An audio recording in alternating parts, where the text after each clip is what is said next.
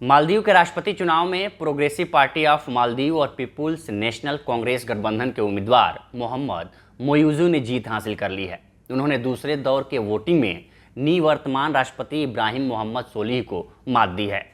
हालांकि मोहम्मद मोइज़ू की जीत भारत के लिए एक झटके के तौर पर देखी जा रही है, लेकिन सवाल है कि आखिर क्यों।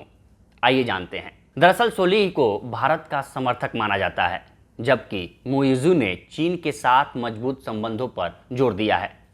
दिलचस्प बात यह है कि मालदीव राष्ट्रपति चुनाव में भारत मुद्दा छाया रहा। सोलिह दूसरे 5 साल के कार्यकाल की मांग कर रहे थे और उन्होंने सत्ता में रहने के दौरान भारत पहले नीति का समर्थन किया, जबकि इसके विपरीत मोइज़ू का समर्थन करने वाले गठबंधन ने भारत बाहर अभियान चलाया। अब जान लेते हैं कि मालदीव से भारत के संबंध कैसे हैं। दरअसल मालदीव की राजनीति के साथ भारत का अनुभव मिला जुला रहा है। भारत के लिए सोलिह की सरकार अब तक सबसे अनुकूल रही।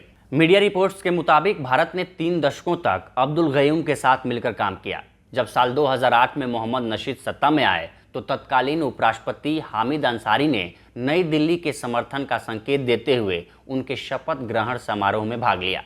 हालांकि शुरुआत में भारत और नशीद के बीच मित्रता थी, लेकिन जल्द ही उन्होंने चीन से दोस्ती कर ली। मालदीव सरकार ने 2012 में मालदीव हवाई अड्डे के लिए GMR अनुबंध रद्द कर दिया, जो भारत के साथ संबंधों के लिए एक बड़ा झटका था।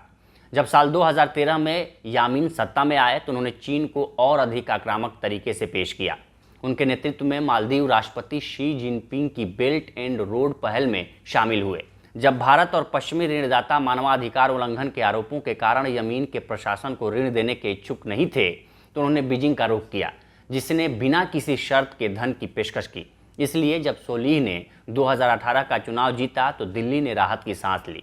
शपथ ग्रहण समारोह में शामिल होने के लिए खुद प्रधानमंत्री मोदी मालदीव पहुंचे थे।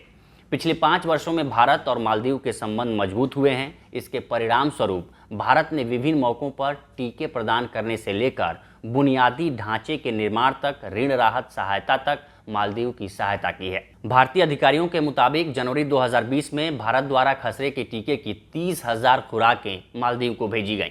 कोविड-19 महामारी में भी भारत ने मालदीव को ऊपर रखा।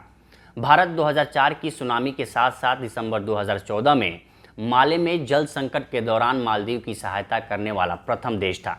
अब जान लेते हैं कि मोइज़ू के मालदीव के राष्ट्रपति बनने से भारत की चिंताएं कैसे बढ़ गई हैं। दरअसल मोहम्मद मोइज़ू को यामीन के प्रॉक्सी के तौर पर देखा जा रहा है और उनके बयानों ने भारत की चिंता बढ़ा दी है। उन्होंने धमकी दी है कि यदि वो समझौते जो मालदीव और उसके लोगों के लिए फ़ायदेमंद नहीं हैं तो विदेशी देशों के साथ समझौते को समाप्त कर देंगे और विदेशी कंपनियों को निष्कासित कर देंगे। जानकारों का मानना है कि मोइज़ू के ये सभी संकेत भारत की ओर हैं। उन्होंने कहा है कि मालदीव से भारतीय सैनिकों की वापसी कूटनीति के सुंदर सिद्धांतों के माध्यम से उनकी सरकार के पहले दिन से शुरू होगी। मोइज़ू ने चीन वित्त पोषित परियोजनाओं के लिए यामीन की सराहना की थी। उस दौरान उन्होंने कहा था कि राष्ट्रपति यामीन की सरकार ने चीन के साथ बहुत करीबी रिश्ते बनाए रखे हैं। यह इस देश के सर्वोत्तम हित में है। उस देश ने हमारी सीमाएं नहीं पार की, उन्होंने हमारी स्वतंत्रता में हस्तक्षेप नहीं किया। बता दें कि मोइज़ू चीन समर्थक पूर्व राष्ट्रपति अब्दुल्ला यामीन के समर्थन से चुनाव मैदान में उतरे थे, जिन्हें इस साल अगस्त में भ्रष्टाचार और मनी लॉन्ड्रिंग के लिए दोषी ठहराए जाने के बाद सुप्रीम कोर्ट ने चुनाव लड़ने से प्रतिबंध लगा दिया था।